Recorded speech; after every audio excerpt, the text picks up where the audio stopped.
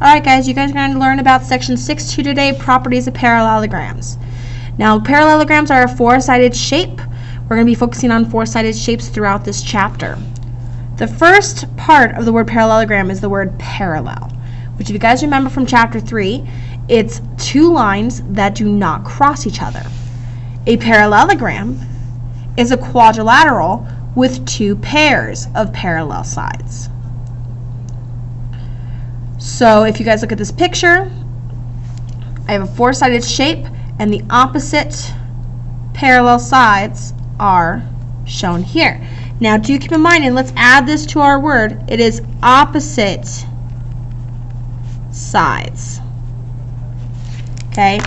A quadrilateral with two pairs of parallel sides, and those have to be the opposite sides. Of course it would be, though, because if these two sides next to each other were parallel, they would never touch. So that would not make our shape. Now here are some common examples of parallelograms. We have our regular parallelogram here. Two long sides, two short sides, slanted, not touching each other. But also a rectangle, a square, and a rhombus are also parallelograms because they have those opposite parallel sides. Next are some vocab words that should be familiar to you. You have opposite sides, which are sides that don't share a vertex. Opposite angles, which are angles that don't share a side. And consecutive angles, which are angles that do share a side. If you think about the word consecutive, that means one right after the other. So if I have this angle, the consecutive angle would be the one right next to it, the very next angle. Okay? So on this example here, okay, we have a parallelogram A, B, C, D. A and C are these two angles here. These are called consecutive because they are the angles that are next to each other in the shape. While B and C are opposite sides, opposite directions of each other, so we call those opposite angles. And then AB up here and CD down here do not share a vertex, so we call those opposite sides. Now let's get started on our theorems. Theorem 6.3 says if a quadrilateral is a parallelogram, then its opposite sides are congruent. So if A, B, C, D is a parallelogram, this is the symbol for parallelogram, then the opposite sides are congruent. So AB is congruent to CD, and BC is congruent to AD. Those opposite sides have to be equal. Next is theorem 6.4, which says if a quadrilateral is a parallelogram, then the consecutive angles are supplementary. Now remember, consecutive means in a row right next to each other, while supplementary means 180. So what this theorem is saying is that if my shape ABCD is a parallelogram, then the consecutive angles have to add up to 180. So angle A, angle B, angle B, angle C, angle C, angle D, angle D, angle A. Those all, when added together, equal 180. Okay? Now this comes from the fact that because these are parallel, that these angles are the same side interior, so they have to add up to 180. Okay? These are also parallel, so these also add up to 180, and it goes all the way around like that. Okay, next we have theorem 6.5, which says if a quadrilateral is a parallelogram, then opposite angles are congruent. So on this shape, if ABCD is a parallelogram, then angle A is congruent to angle C, and angle B is congruent to angle D. The opposite angles are congruent.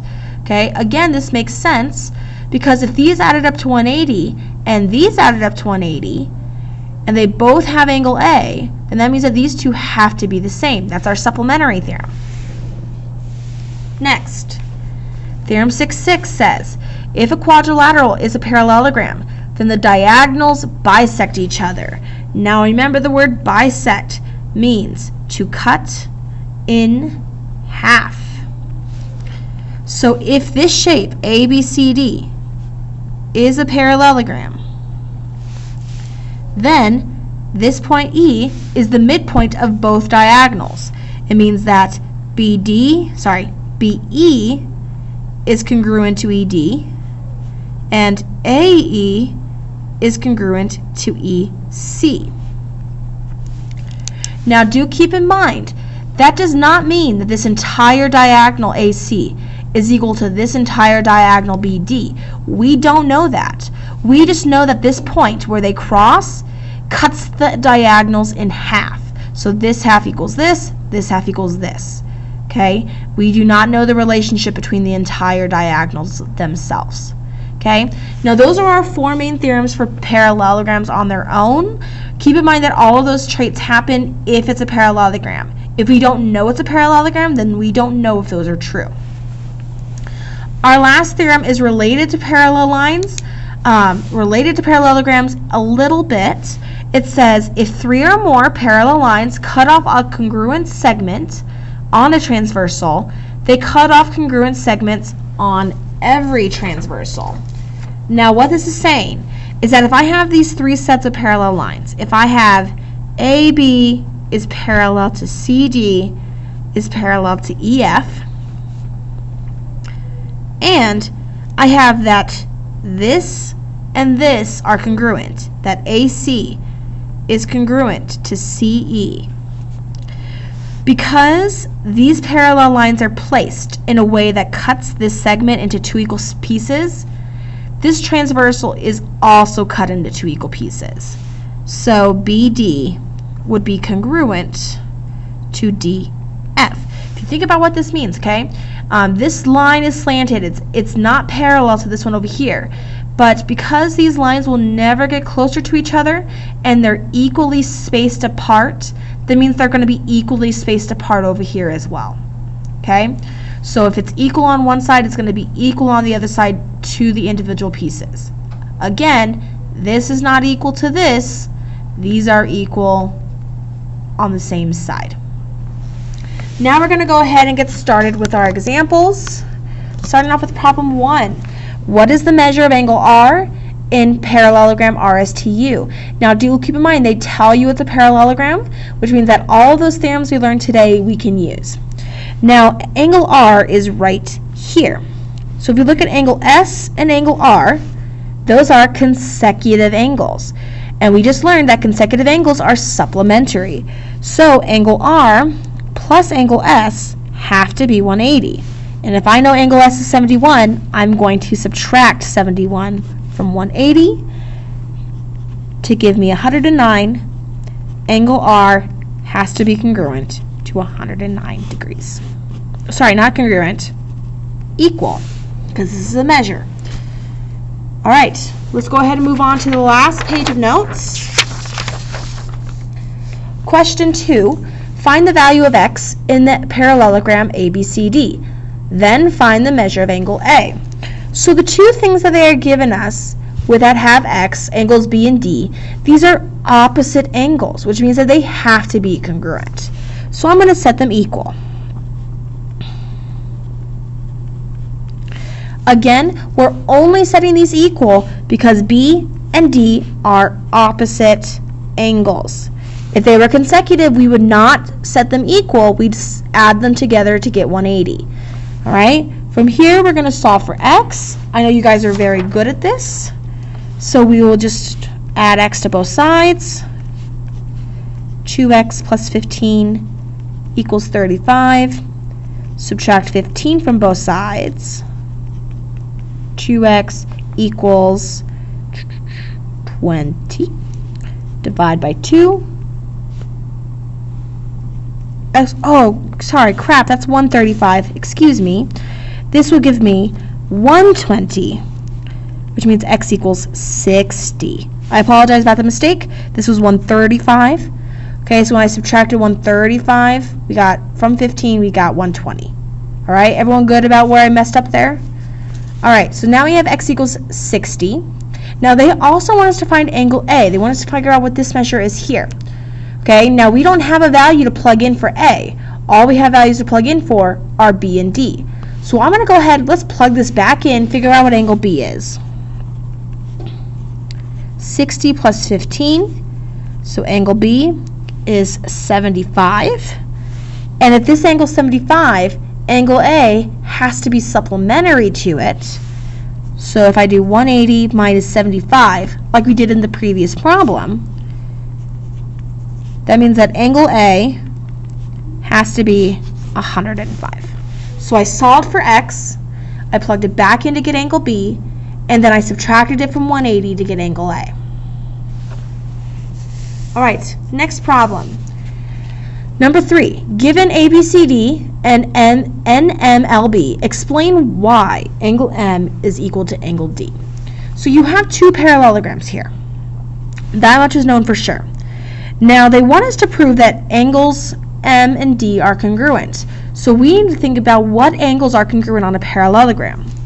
Now on this small parallelogram here, we know that B and M are congruent because they are opposite angles. If we look at the big parallelogram, B and D are congruent because they are opposite angles of the large parallelogram. B is a shared angle on both. Okay, so if B equals M and M equals D, then M and D have to be congruent, and if you guys remember back to proofs, that's transitive property. So angle B is congruent to angle M, angle B is congruent to angle D, because they are opposite angles.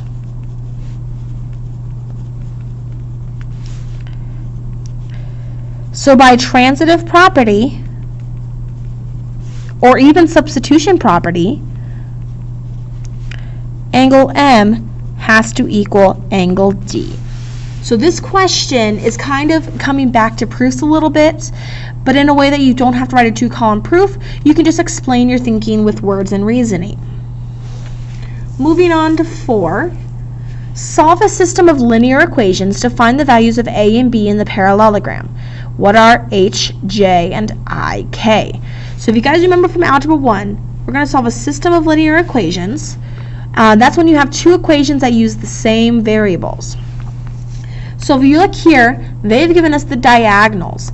Now in one of our theorems, Theorem 6.6, we learned that diagonals are bisected on a parallelogram. So this is equal to this, and this is equal to this. So I'm going to set up two equations based on this information I know, and I'm going to write it in a different color. So we have A equals 2B minus 8, and we have B equals A plus 2. Now again, we do not know if this is equal to this. We only know that these are equal and these are equal, giving us these two equations. Now, when I solved systems of equations, you took one value and you can substitute it into another. So if I know that this entire thing is equal to B, then this B is also equal to A plus 2. So I'm going to go ahead and substitute that in to put A plus 2 in for B. Now this is not the only way you could solve this. You could have also said that if A is this, then I can plug in this for this A. Okay, substitution can work both ways. From here, you're going to solve by distributing.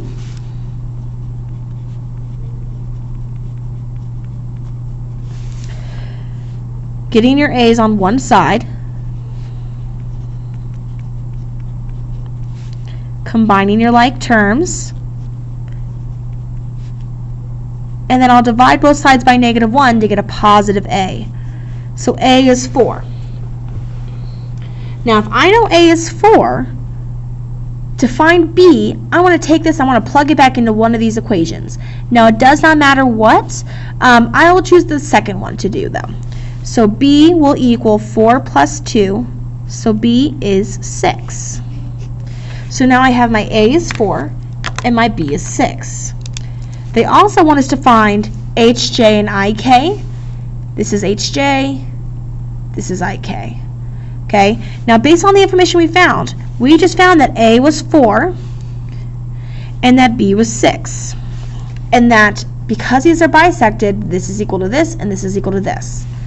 So HJ will be 2 times 4 and IK will be 2 times 6, which is 8 and 12.